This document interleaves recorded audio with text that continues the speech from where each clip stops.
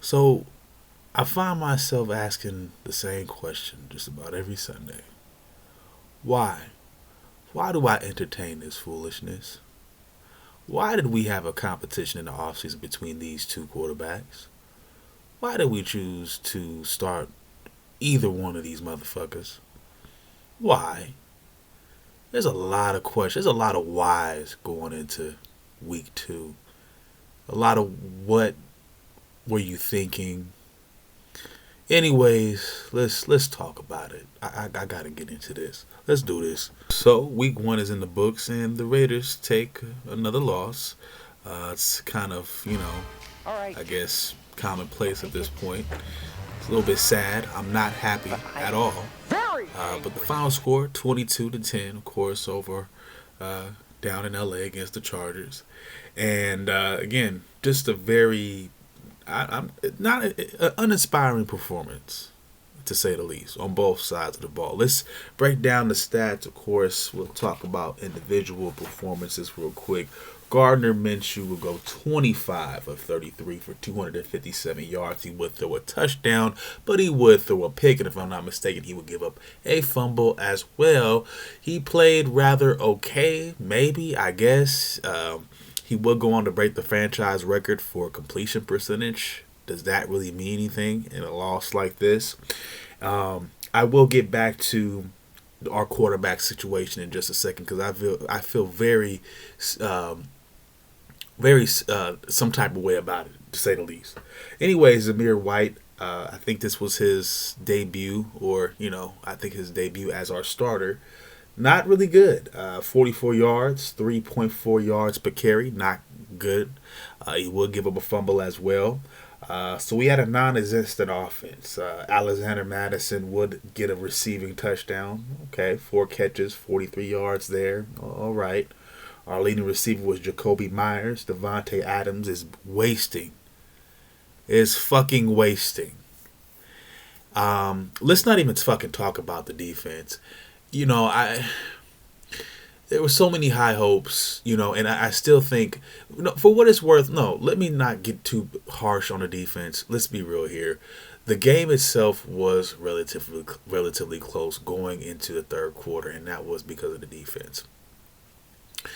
They did get tired near the end. I'm just speaking out of frustration, kind of at this point. But the defense did get a little bit tired in the end, and they would give up a couple touchdowns to J.K. Dobbins, who just happened to he had a pretty good game regardless, right? But the defense did what it could for Raiders much of the game. defense But is something about top this 3 in the offense is, NFL. no, it's just The not gonna problems work. with the I'm just gonna be Raiders outright honest with offense you. Gardner Minshew might be was the not the worst answer. Neither was in the Aiden NFL. O'Connell, and I don't give a fuck what any Raider fan has to fucking say. I got into this shit.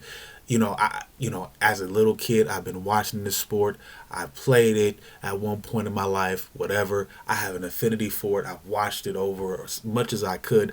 Gardner Minshew, neither him or Aiden O'Connell or whatever was gonna be the answer, and I was very angry in the off season, just listening and going on the fan pages and having to deal with the copium our fans really spewed out here. I'm very angry that we decided that this was the best decision. Again, this is reflective of, and this I'm just gonna just outright throw it out there. Again, time will tell, but it's almost reflective of a coach that, yeah, this defense is obviously his thing. Because nobody with a right mind will go there with a wide receiver coming into this situation with a wide receiver like Devontae Adams and sit there and say, we're going to have Gardner Minshew throw you the ball. We're going to have, or Aiden O'Connell throw you the ball. How dare you do this to this man? How dare you?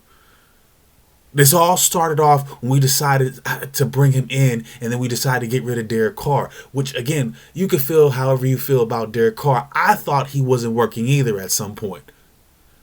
And I hate to play devil's advocate, but god damn it, if it just meant 1 or 2 years just for a chance at a Super Bowl, I would have went with Brady. I would have go ahead. Matter of fact, I would have went ahead and went ahead with went with him for a couple of seasons, drafted somebody at some point or whatever you want to do. I would have went even this year. I would have went with another veteran and draft somebody else. This was a stupid combination that should have never ever been thought of. And one of the silliest reasons that I've heard too, it wasn't even because Gardner Minshew has a potential to be this or Aiden O'Connell has some type of upside, which I think is bullshit too. That's not real.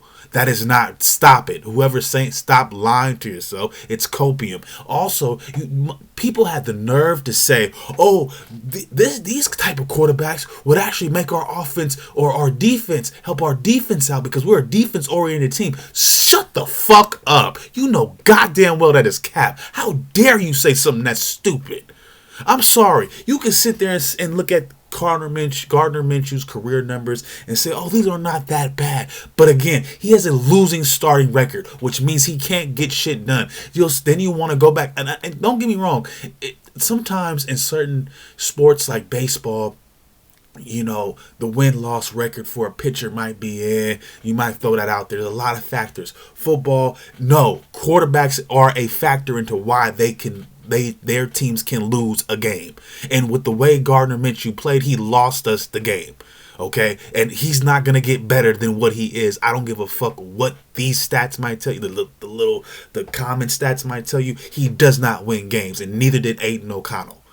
Okay, and as far as I'm concerned, we have one really good receiver, and that's just about it. And we're wasting that good receiver. We might as well trade that dude for assets, for real. At this point, trade him to New York. Let him be with a competent quarterback. I feel sad for him that he had to come here and deal with all this. I'm sorry, Devontae. That is fucking bullshit. You have these two mid quarterbacks throwing you the ball, and I don't give a fuck. Again, we can argue about it right now. Raider fans, please pour in. Please. I felt we should have went with the fucking field in terms of the quarterback. Meaning, we could have utilized the free agency portal and the draft. Those two guys that we did, but again, Gardner Minshew, bro, and don't get me wrong, it would have made sense if we would have went ahead and drafted somebody solid or just drafted somebody else. Period. To have a real functioning quarterback room, at the very least, a competitive one. Really, truly. But there was nothing that inspired me about Aiden O'Connell's performance last year. I'm sorry, and I'm not buying into it. I'm to the point now where I've seen so much of futility and just losing seasons. I'm tired of hearing the bullshit. I'm tired of just copium. And I'm just gonna be real. Some coaches, we'll see how everything plays out, are really just good coordinators, and we will see what happens in this situation. But just by making the move with the quarterback situation, I'm really automatically kind of dubious now. You know what I'm saying? Because let me let that go. All right, so looking at some other action week one, things will start off Thursday night with the Ravens. They take an L here on the road against the Chiefs 20-27. Of course, this will come down to the big controversial play with the Ravens tight end Isaiah Likely being ruled out. He could have been in. It's all the way, it's all how they call it.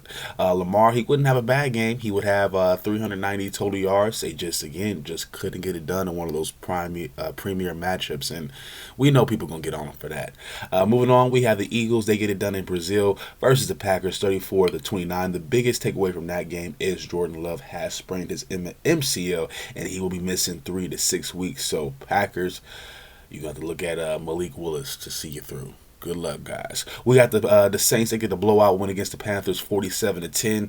Bryce Young. All I can say. We have the Vikings getting a win here against the Giants, 28-6. Yes, Daniel. They should have never gave that wig of money. Jones again, just nowhere to be. Just nothing. I'm going to move on. The Bengals, they get a win they take an L here against the Patriots, 16-10. We have the Steelers. They get a win against the Falcons, 18-10. But Justin Fields looked unimpressive, to say the least. And at this point, Yeah. We do not That's care. where we at. The Colts, they take an L here in AFC South play against the Texans 29-27. We have the Bills here.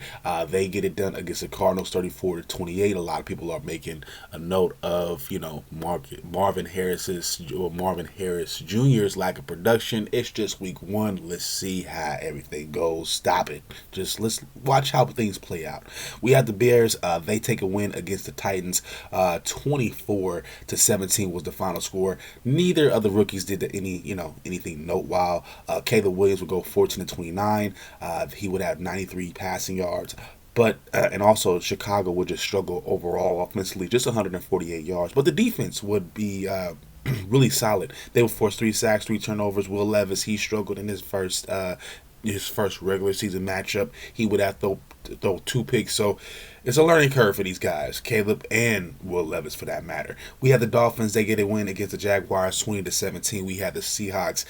They will get the win against the Broncos 20-16 if I'm not mistaken. Bo Nix would struggle. He would throw a pick, but he would score on the ground. Take it at what you will. We have the Cowboys here. They start off the season with a win against the Browns 33-17. There is some drama with Deshaun Watson. I'm not getting into all that right now. At this point, I don't even know what to say about the motherfucker. We have the Rams. They take a win here in overtime. Actually, they take an L here in overtime against the Lions 20-26. And then finally, wrapping out week one, we have the Niners. They get pretty much a blowout win, kind of, at least a convincing win against the Jets, 32-19, excuse me. A-Rod, 32-21, 167 yards. A touchdown, he would throw a pick. Is he showing his age, or are the Niners just that good on that side of the ball? Well, I think both could be true at the same time. However, the New York Jets defense did give up 400 yards, so that team could just not be that good. Brock Purdy will go 19-38, 230 yards, 2 touchdowns. Debo will rush for a touchdown. Jordan Mason will come out of nowhere, because Christian McCaffrey was out. Never heard of him before, but he will ball out in this one. 147 yards from him and a touchdown. All right, y'all. If you like what you saw today, please be sure to like, subscribe, share it, all that good stuff, comment, and I'll be putting out some new content relatively soon. Take a look out for that. And if anybody hasn't told you, peace out, one love. I'll holla at y'all later because I got to go to work.